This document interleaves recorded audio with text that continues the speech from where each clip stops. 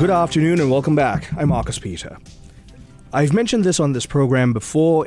Ave Maria Radio is proud to continue partnering with Father Gabriel Richard Catholic High School, which is very close in proximity to Ave Maria Radio, and Emmaus Health Partners, which is actually in the same building as Ave Maria Radio. And annually, Father Gabriel Richard puts on the Familiaris Consortio lecture series, a lecture series that is aimed to the enrichment of the modern Catholic family life in the local community. This year, the theme is A Man on Purpose, Combating the Crisis of Masculinity. This is going to be on Friday, March the 20th from 7 to 9 p.m., featuring speakers such as Pete Burak and Father Joshua Fons, who is right now parochial vic at St. Patrick Church in Brighton. Joining me to talk about this today is Joe Jordano, who is the president of Father Gabriel Richard High School, and Nate Kaji, who is a student at Father Gabriel Richard High School. Gentlemen, thank you for being here. Thank you for joining us. How are you? Very well. Thanks so much for having us. Well, good as well. Thank you. Very glad to have you here. Joe, this year, the theme, the aim, the direction of Familiaris Consortio, it's something that's very near and dear to not just your heart, but where you see your mission is in terms of your work as president of Father Gabriel Richard. I invite you to speak to that. Yeah, absolutely. When we were thinking and praying about the theme for this year, and you can't watch a sporting event without an ad for I'm not going to give them credit on your show, so just these various online gambling platforms. And that was kind of how the conversation started. And then we were thinking about, obviously, so many different challenges to manhood and authentic masculinity in the modern age.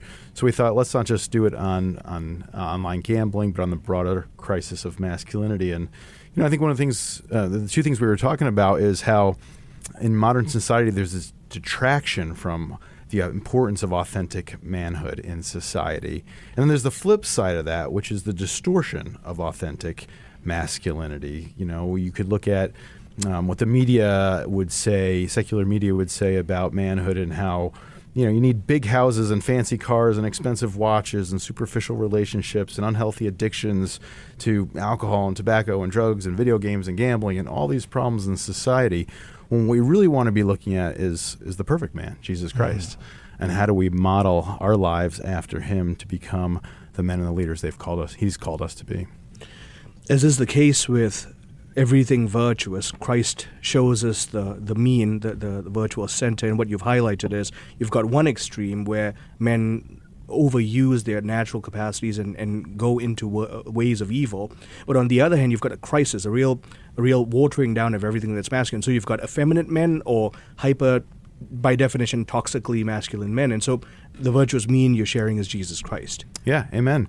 And I think you think about, well, how did we get here? And I'm no sociologist, but there's lots of answers to that question, no doubt. But I think a very practical one is, in different times and even in current times in different societies and cultures, there's been a very clear and evident time at which a boy becomes a man, right? You can think about when the young man kills his first animal and strings the tooth around his neck, and now he's accepted in his tribe or society as, all right, you're a man. You did the thing that it takes to become a man. Not too long ago, and again, still in different parts of the world, you were a man when you went and you fought for your country. You were willing to die for freedom or ideals or whatever. You could say, you were a man when you went out and you worked to support your family. But nowadays, you can look at people in their 20s, 30s, and 40s, or even older, who have not crossed any of those barriers or anything that's easily identifiable by American society and culture that would say, hey, you're no longer a boy, you are a man. And so how do we regain some of that? To continue this conversation, as I mentioned earlier, is a senior at Father Gabriel Richard High School, Nate Kaji. Nate, just pursuant to what Mr. Jordano was saying, I want to invite you to speak to that concept of where you see the struggle of masculinity today. Yeah, definitely. I think it's pretty prevalent within our culture, and it's something that it's very visible to me. I think as I've thought about this, it comes down to three fundamental issues. The first being a lack of purpose, lack of identity. We don't know who we are. A lot of people put their identity in stuff such as sports and gambling. You see it very visible in girls as well, whereas that's not really who they're supposed to be. And as Mr. Jordano was saying, you find your purpose in modeling yourself after Christ. A second issue is a lack of confidence. I think that's ever prevalent. We're in a society where anxiety is on the ever rising, and people don't have any confidence to take steps to form themselves to be the man after Christ, after his heart. And third, even if they do have that courage, how do we expect them to take that step if they have no example? I think there's a lack of a precedent set. There's a lack of good role models in our life to tell us like what it is to be a man. You've had quite a plethora of role models in different ways and at different levels in Father Gabriel Rashad High School. And so between the Catholic paradigm for manhood plus the individuals that have been put in your life, including Mr. Jordano, Joe here, can you please speak to what that has done to you discovering the meaning of manhood? Of course. Well, to highlight Mr. Jordano, I mean, he's one of the biggest role models I've had in my life. And we have a bunch of excellent masculine teachers at our school who are great role models. It's a beautiful concept, but the issue that arises is to a freshman, an older teacher, a 40-year-old, even a 30-year-old, even 20-year-olds, how are they going to appeal to a student who is not at that level of life yet? He's not at that level of wisdom. And so coming in, like, I had great people like Mr. Jordano, but to be honest, like, I didn't really want to model myself after Mr. Jordano. I wanted to model myself after Who does, really? Who does? Yeah. And so for me coming in, I addressed earlier, my identity was found in basketball and sports. Mm-hmm.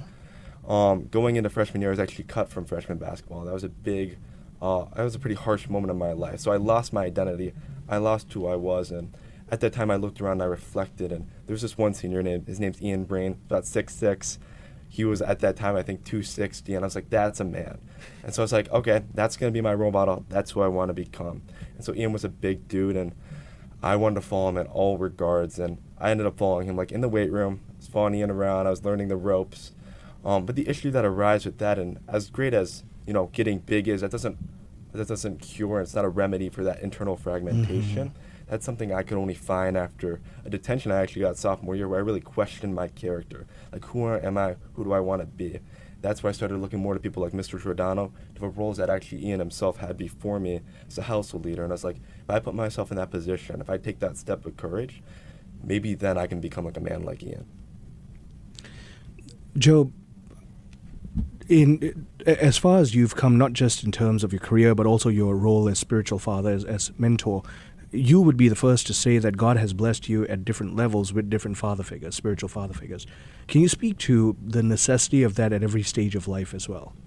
Yeah, absolutely. It's hard to know where you're going if you don't have a vision for it, right? And we're blessed, certainly at Father Gabriel Rashad, but this community around Ann Arbor and the Archdiocese of Detroit, the Diocese of Lansing. I mean, we have so many incredible parishes and pastors and priests and ministries and lay apostolates that we're just encouraging people, hey, find someone. Find someone who you can look to. And maybe you know them, maybe you can get time with them, or maybe they have a presence on a ministry on YouTube or books they've written or talks they've given or whatever.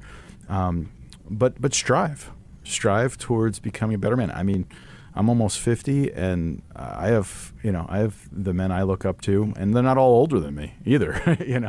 When you get to my age, there's a lot of people younger than you that are equally inspirational. And so, but to have these people, and also I think the other part of it is brotherhood, right?